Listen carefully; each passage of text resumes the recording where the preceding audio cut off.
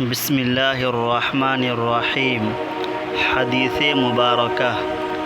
رسول اللہ صلی اللہ علیہ وسلم کی بیوی حضرت عائشہ رضی اللہ تعالی عنہا جب کوئی ایسی باتیں سنتی جس کو سمجھ نہ پاتی تو دوبارہ اس کو معلوم کرتی تاکہ سمجھ لیں۔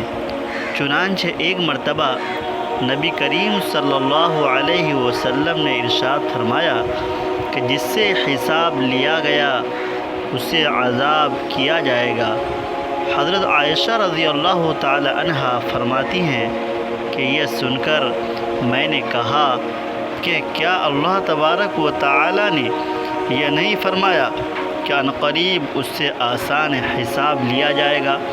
رسول اللہ صلی اللہ علیہ وسلم نے ارشاد فرمایا کہ یہ صرف اللہ کے دربار میں پیشی کا ذکر ہے، لیکن جس کے حساب میں جانچ پڑتال کی گئی سمجھو وہ غارت ہو گیا۔ یہ حدیث نمبر 103 ہے۔ حضرت امام بخاری رحمۃ اللہ علیہ اس حدیث شریف کو صحیح بخاری شریف میں نقل کیے ہیں۔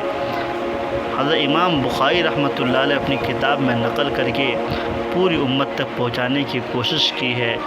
حضور پاک صلی اللہ علیہ وسلم جب کوئی بات ارشاد فرماتے تو تین بار ارشاد فرمایا کرتے تاکہ اچھی طریقے سے سمجھ میں آ جائے، لیکن ان کی بیوی حضرت عائشہ رضی اللہ تعالی عنہا جو ام المؤمنین ہیں وہ فرماتی ہیں کہ جب رسول اللہ صلی اللہ علیہ وسلم کوئی بات ارشاد فرماتے تو میں تین بار اس کو پوچھنے کی کوشش کرتی تاکہ اچھی طریقے سے سمجھ میں آ جائے۔